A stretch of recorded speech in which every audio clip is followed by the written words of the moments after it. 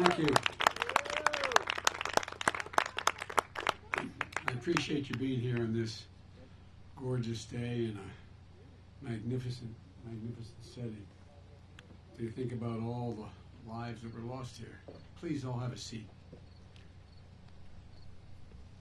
On July 4th, 1863, America woke to the remains of perhaps the most consequential battle in American soil.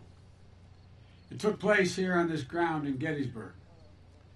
3 days of violence, 3 days of carnage, 50,000 casualties, wounded, captured, missing, or dead over 3 days of fighting.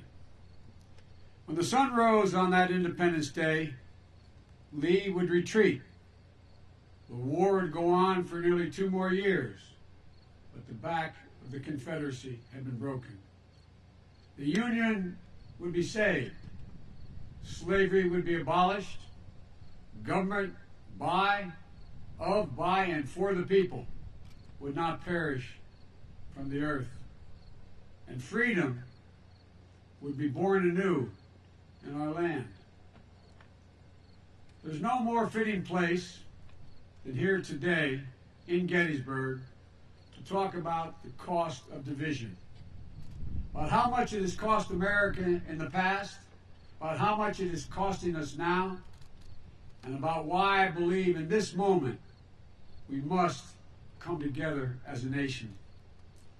For President Lincoln, the Civil War was about the greatest of causes: the end of slavery, widening equality, pursuit of justice, the creation of opportunity, and the sanctity of freedom.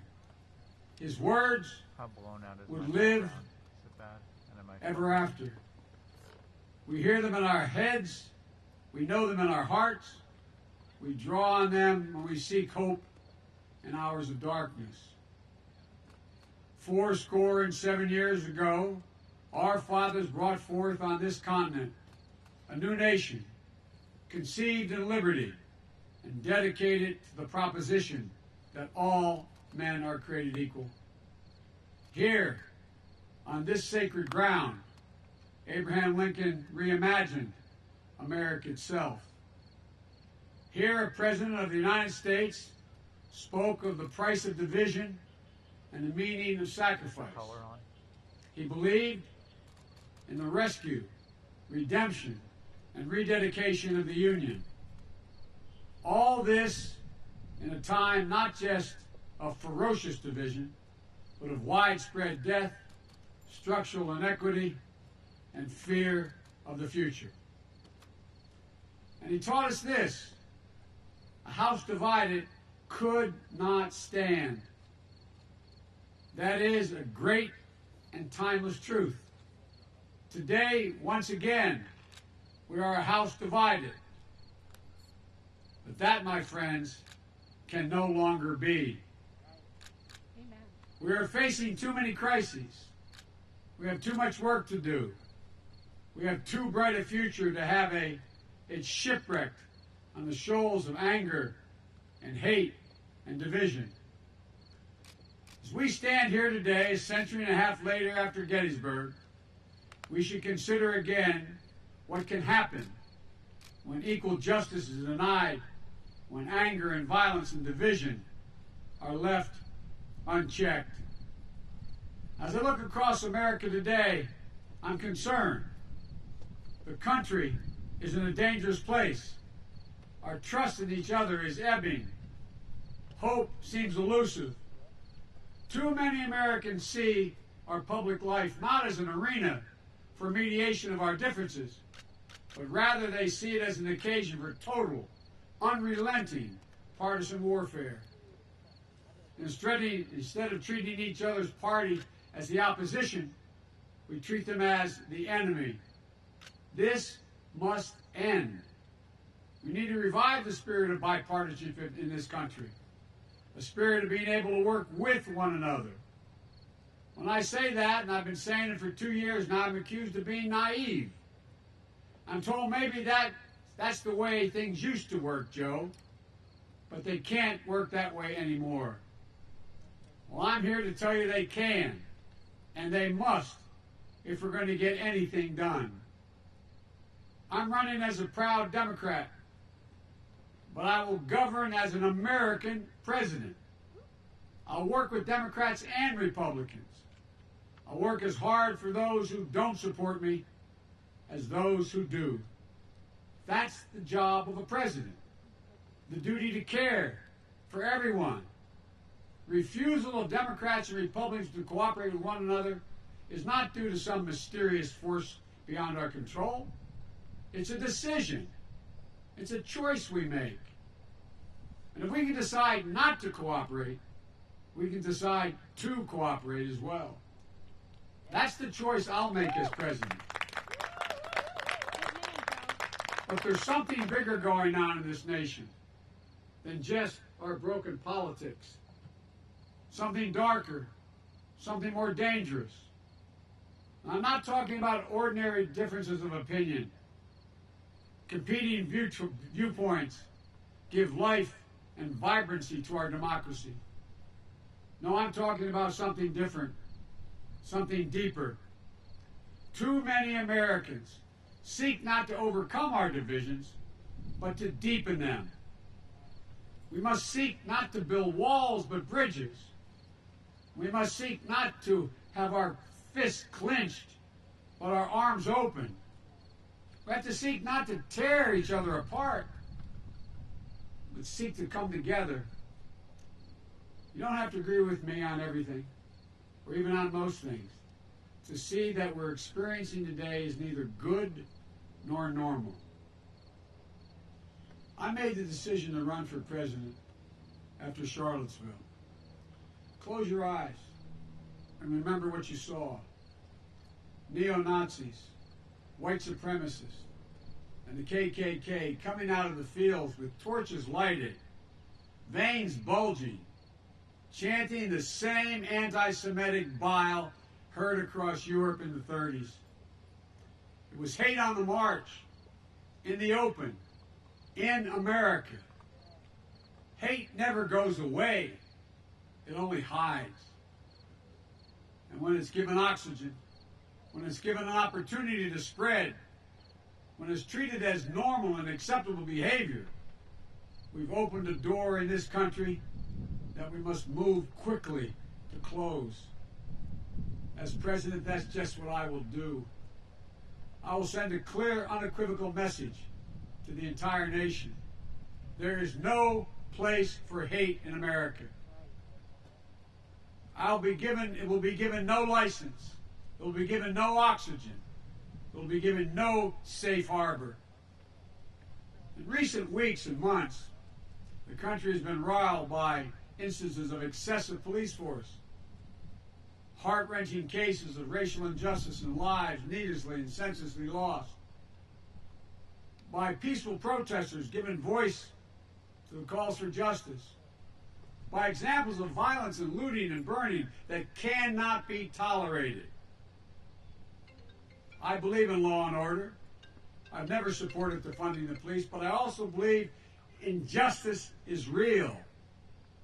It's a product of a history that goes back 400 years, the moment when black men, women, and children first were brought here in chains. I do not believe we have to choose between law and order and racial justice in America. We can have both. This is a nation strong enough to both honestly face systemic racism and strong enough to provide safe streets for our families and small businesses that too often bear the brunt of this looting and burning. We have no need for armed militias roaming America's streets, and we should have no tolerance for extremist white supremacy groups menacing our communities. If you say we should trust America's law enforcement authorities to do the job, as I do, then let them do their job without extremist groups acting as vigilantes. If you say we have no need to face racial injustice in the country, you haven't opened your eyes to the truth in America. There have been powerful voices for justice in recent weeks and months. George Floyd's 6-year-old daughter, who I met with, who looked at me and said, in her small child's voice, "Daddy changed the world." Also, Jacob Blake's mother was another when she said, "Violence didn't reflect her son, and this nation needed healing." And Doc Rivers, the basketball coach, choking back tears when he said, "We're the ones getting killed.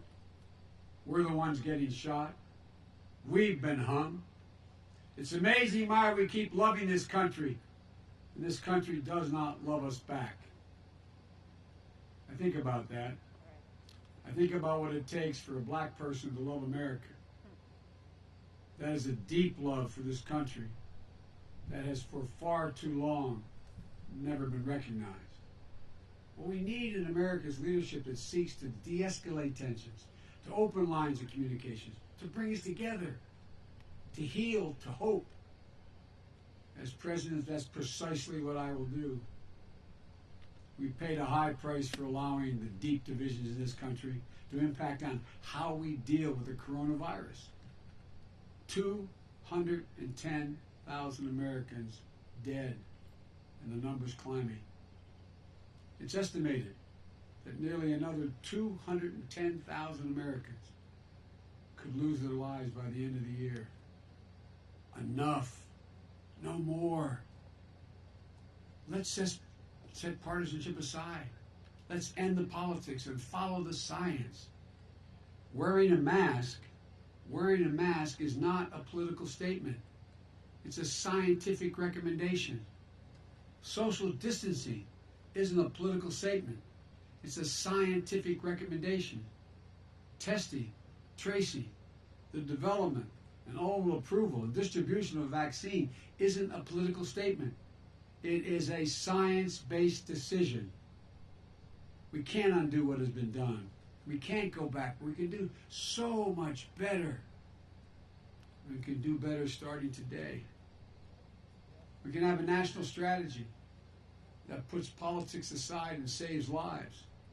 We can have a national strategy that will make it possible for our schools and businesses to open safely. We can have a national strategy that reflects the true values of this nation. This pandemic is not a red state or blue state issue. This virus doesn't care whether you live or where you live, what political party you belong to. It affects us all. It will take anyone's life. It's a virus. It's not a political weapon. There's another enduring division in America that we must end. The division in our economic life that gives opportunity only to the privileged few. America has to be about mobility. It has to be the kind of country where an Abraham Lincoln, a child of the distant frontier, can rise to the highest office in the land. America has to be about possibilities. The possibility of prosperity. Not just for the privileged few, but for the many, for all of us. Working people and their kids deserve an opportunity. Lincoln knew this. He said that a country had to give people, and I quote, an open field and a fair chance. An open field and a fair chance. That's what we're going to do in the America we're going to build together. We fought a civil war that would secure a union, that would seek to fulfill the promise of equality for all. And by fits and starts, our better angels have prevailed again just enough against our worst impulses to make a new and better nation. And those better angels can prevail again now. They must prevail again now.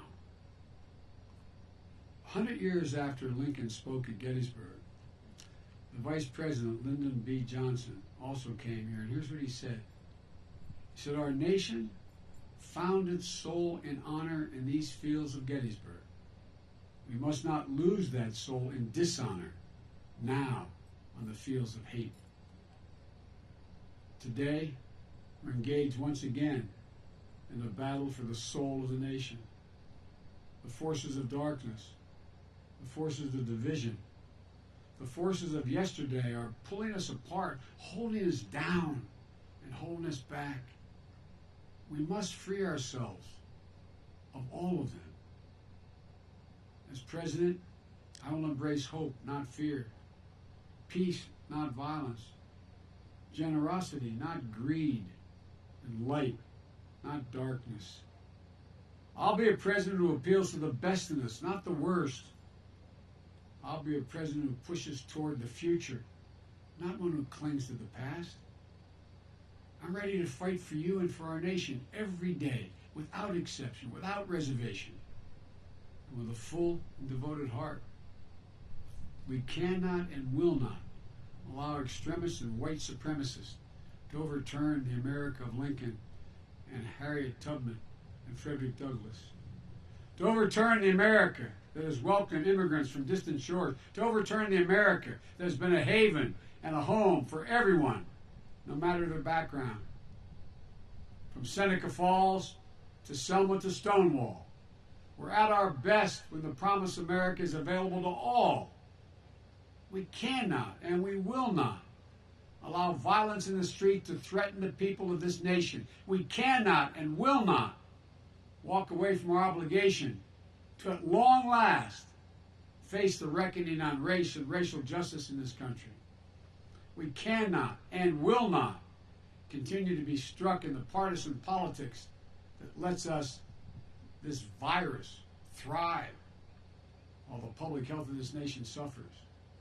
We cannot and will not accept an economic equation that only favors those who've already got it made. Everybody deserves a shot at prosperity. Folks, thank you. Duty and history call presidents to provide for the common good.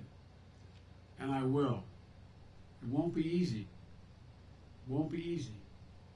Our divisions today are long-standing.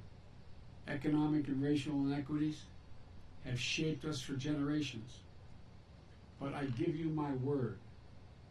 I give you my word. If I'm elected president, I will marshal the ingenuity and goodwill of this nation to turn division into unity and bring us together, because I think that people are looking for that.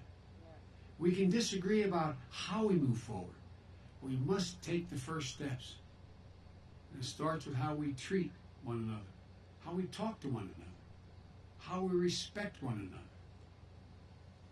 In the second inaugural, Lincoln said, with malice toward none, with charity for all, with firmness in the right as God gives us to see the right, let us strive on to finish the work we're in, to build up the nation's wounds, bind up the nation's wounds.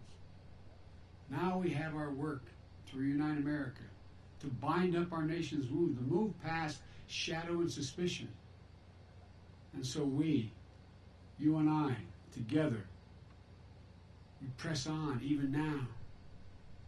After hearing the second inaugural address, Frederick Douglass told President Lincoln, Mr. Lincoln, that was a sacred effort. We have to be dedicated to our own sacred effort. The promise of Gettysburg, that a new birth of freedom was at hand, I think it's at risk. Every generation that has followed Gettysburg has been faced with a moment when it must answer this question: whether it will allow the sacrifices made here to be in vain or be fulfilled. This is our moment to answer this essential American question for ourselves and for our time. And my answer is this: it cannot be that after all this country has been through, after all that America has accomplished, after all the years we have stood as a beacon of light to the world, it cannot be that here and now in 2020 we will allow the government of the people, by the people, and for the people to perish on this earth.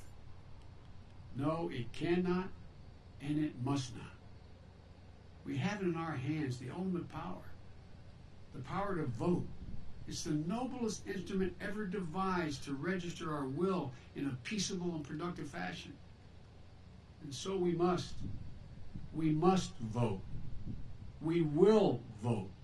no matter how many obstacles are thrown in our way, because once America votes, America will be heard. Lincoln said, "The nation is worth fighting for." So it was, and so it is. Together, as one nation, under God, indivisible, let us join forces to fight the common foe of injustice and inequality, hate and fear. Let's conduct ourselves as Americans who love each other, who love our country, who will not destroy, but will build. We owe it to the dead who were buried here at Gettysburg. We owe that to the living and to future generations yet to be born. You and I are part of a covenant, a common story of divisions overcome and hope renewed. If we do our part, if we stand together, if we keep faith with the past and with each other, then the divisions of our time will give way to the dreams of a brighter, better future. This is our work. This is our pledge. This is our mission. We can end this era of division. We can end the hate and the fear. We can be what we are at our best, the United States of America. God bless you all, and may God protect our troops. Thank you. We can do this.